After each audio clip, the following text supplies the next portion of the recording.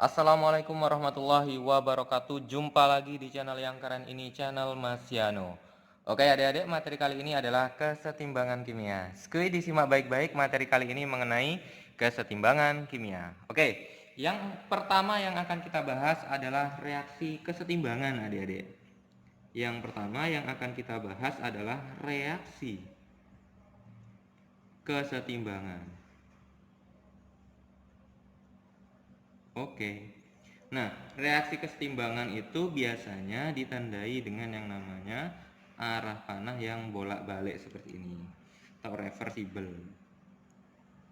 Nah, kita bahas terlebih dahulu apa itu reaksi kesetimbangan. Nah, reaksi kesetimbangan itu dia dapat terjadi apabila laju reaksi ke arah kanan itu sama dengan laju reaksi ke arah kiri. Oke, masih anu tuliskan di sini dapat terjadi apabila laju reaksi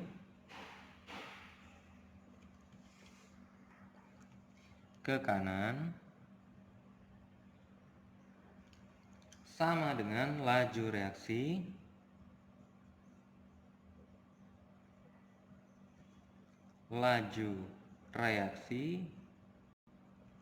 ke kiri. Oke. Jadi ini adalah pengertian dari reaksi kesetimbangan. Contoh adik-adik misalkan ada reaksi antara A bereaksi dengan B mengalami kesetimbangan menjadi C plus D. Oke, kalau kesetimbangan panahnya bolak-balik seperti ini. Oke, nah apabila V1 atau laju reaksi ke arah kanan itu sama dengan V2, maka dia mengalami yang namanya reaksi kesetimbangan. Nah, adik-adik, reaksi kesetimbangan itu nanti ditandai dengan anak panah dua seperti ini, bolak-balik. Atau reaksinya dapat balik. Pengertiannya adalah reaksinya dapat balik. Oke, dapat balik atau reversible. Nama lainnya adalah reversible. Oke. Nah, kemudian secara makroskopis itu adik-adik, reaksinya itu sebetulnya berhenti. Tapi secara mikroskopis sebetulnya reaksinya masih berlangsung. Jadi ketika kita melihat dengan mata telanjang itu reaksinya telah berhenti, artinya tidak terjadi perubahan. Tetapi ketika kita melihat secara mikroskopis reaksinya itu tetap berlangsung sehingga masih terjadi reaksi. Secara makroskopis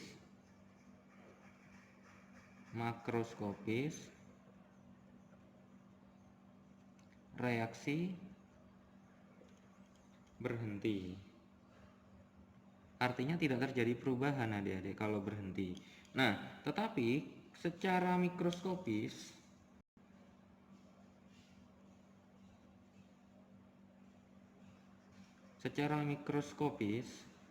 reaksinya tetap berlangsung.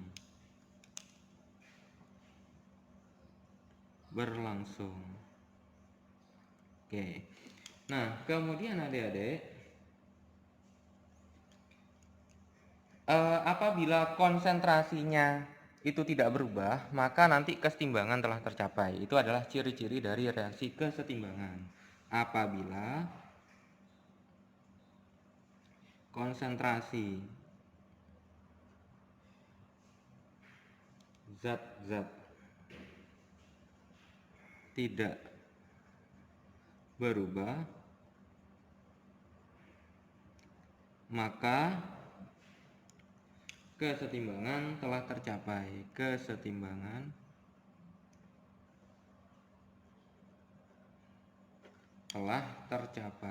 Sudah tercapai.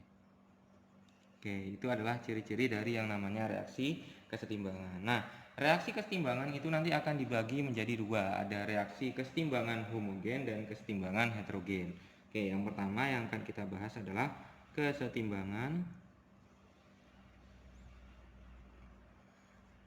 homogen. Oke, kesetimbangan homogen. Timbangan homogen itu terjadi apabila zat-zatnya hanya memiliki satu fase yang sama. Terjadi apabila zatnya memiliki fase yang sama.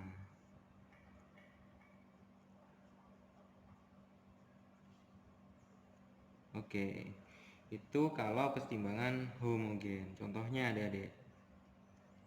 Contohnya, reaksi antara gas nitrogen dengan hidrogen mengalami kesetimbangan NH3. Oke, kita setarakan ini 2, ini 3. Oke, nah di sini nitrogen ini fasenya adalah gas. H2 juga fasenya adalah gas. NH3 juga fasenya adalah gas. Kalau semuanya sama, zat-zatnya fase-fasenya sama, berarti dia kesetimbangan homogen. Kalau heterogen itu berarti berbeda dari contoh. Kita bahas kesetimbangan heterogen. Oke, yang kedua yang akan kita bahas adalah kesetimbangan heterogen. Nah, kesetimbangan heterogen ini terjadi apabila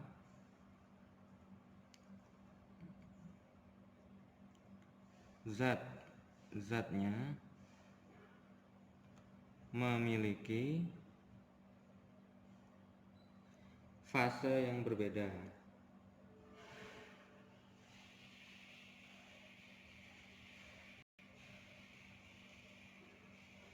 Contoh misalkan.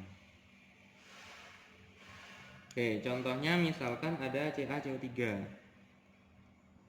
CaCO3 mengalami kesetimbangan membentuk yang namanya CaO plus CO2. Oke, fase dari CaCO3 itu adalah solid. CaO juga solid. CO2 itu adalah gas. Nah, di sini ada dua fase yang terlibat pada reaksi kesetimbangan ini, fase solid dan fase gas, sehingga dia dinamakan sebagai kesetimbangan heterogen. Oke, nah selanjutnya adik-adik, yang ketiga yang akan kita bahas adalah tetapan kesetimbangan. Tetapan kesetimbangan itu nanti ada kesetimbangan konsentrasi, ada tetapan kesetimbangan parsial atau tekanan parsial. Oke, nah yang selanjutnya kita akan membahas tetapan kesetimbangan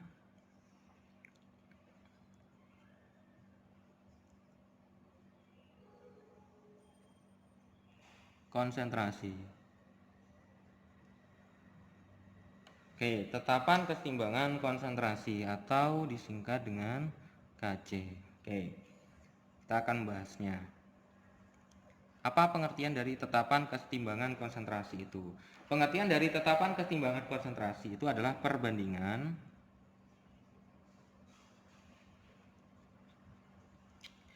hasil kali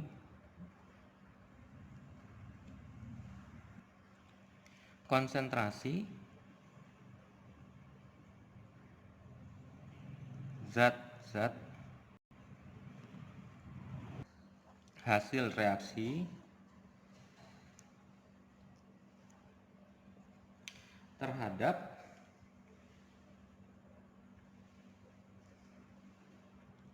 konsentrasi zat-zat pereaksi.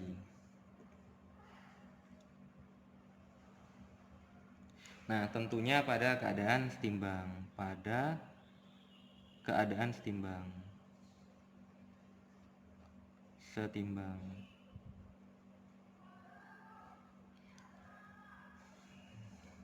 Masing-masing koefisiennya itu nanti dipangkatkan. Masing-masing dipangkatkan koefisien. Dipangkatkan koefisien. Oke. Nah, nanti tetapan kesetimbangan konsentrasi ini nanti bergantung suhu tertentu. Jadi bergantung yang namanya suhu. Bergantung suhu. Oke. Nah, untuk tetapan kesetimbangan konsentrasi ini nanti hanya dipengaruhi oleh zat yang berfase gas dan aqueous. Hanya dipengaruhi zat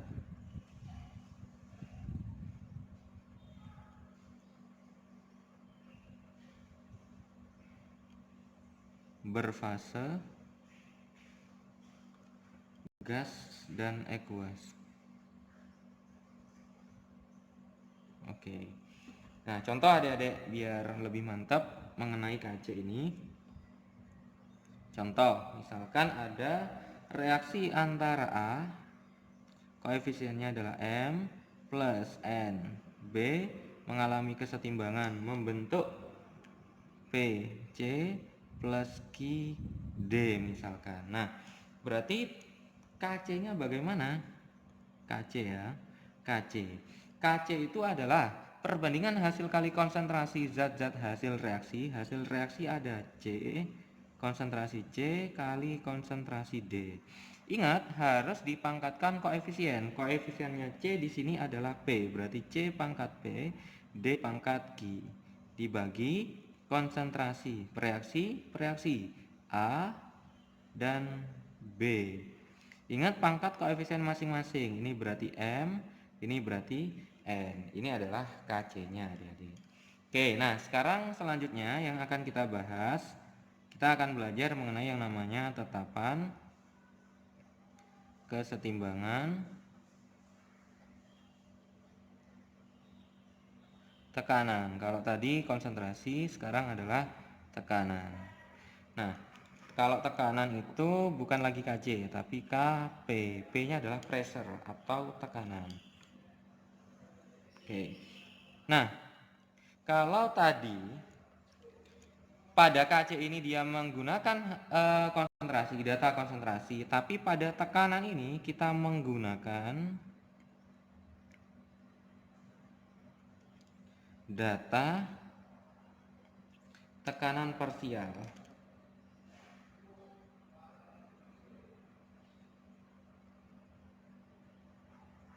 Tekanan parsial dari zat-zat yang terlibat reaksi.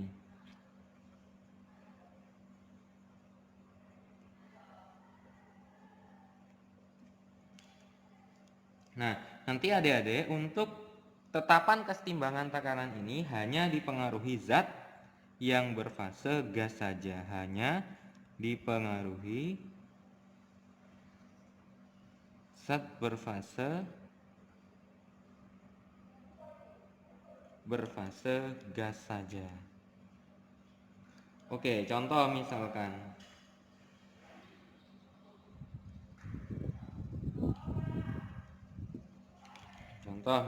ada reaksinya sama, ada A plus B C ini D. Oke. Nah, masing-masing koefisiennya fasenya dia harus gas. Kalau tidak gas berarti tidak usah nanti dimasukkan kepada KP-nya. Oke. Sehingga harga KP itu sendiri adalah P dari A pangkat M kali P dari B, tekanan ya, kalau P itu tekanan, pangkat N per, ini juga gas, ini juga gas, berarti ikut. Berarti P dari C pangkat P kali konsentrasi P pangkat D, P-nya D pangkat Q. Nah, untuk P itu sendiri, misalkan ya, PA misalkan. Tekanan A, tekanan parsial zat A misalkan. Nah, itu didapat dari mol A per mol total dikali P total. Oke. Jadi kalau misalkan P-nya B, tekanan parsialnya B, berarti ya molnya B dibagi mol total kali P total. Oke. Nah, selanjutnya adik-adik yang akan kita bahas adalah hubungan antara KP dan KC. Hubungan KP dan KC. Jadi ada hubungan antara KP dan KC adik-adik. Nah, di mana nanti kita akan mengenal rumus KP itu sama dengan KC kali RT pangkat delta N. Oke, di mana R itu adalah tetapan gas ideal nilainya 0,082, Kalau T itu adalah suhu mutlak, ingat satuannya nanti suhunya harus dalam bentuk Kelvin. Kemudian kalau delta N itu adalah jumlah koefisien gas ya, gas kanan min jumlah koefisien gas kiri. Hanya gas saja yang dipakai ya adik-adik. Oke. Nah, selanjutnya KP itu bisa sama dengan KP. KP itu bisa sama dengan KC. Asalkan jika jumlah koefisien gas kanan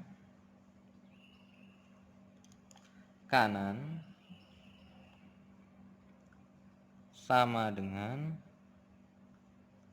jumlah koefisien gas kiri. Jadi kalau koefisien kanan sama kayak koefisien kiri, sama dengan koefisien kiri, berarti kan delta N-nya sama dengan 0. RT berapapun pangkat 0, berarti kan hasilnya sama dengan 1, sehingga KP sama dengan KC.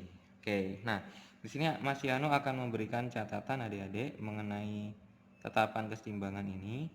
Ada 4 yang akan Mas Yano berikan catatan. Yang pertama, jika persamaan reaksi dibalik,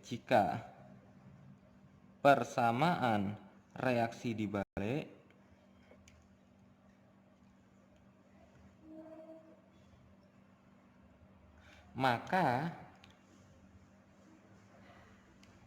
K itu nanti menjadi seper-K. K menjadi seper-K. 1/K. Oke. Nah, jika persamaan reaksi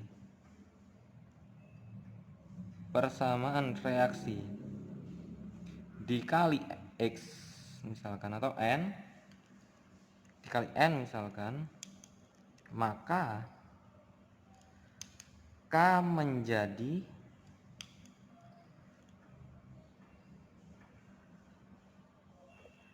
K pangkat N.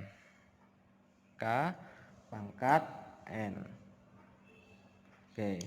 Nah, kemudian jika persamaan reaksi dibagi N, maka K menjadi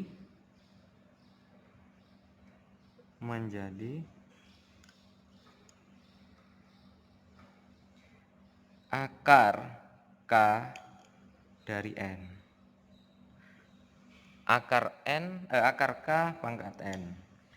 Nah, selanjutnya jika reaksi-reaksi dijumlah,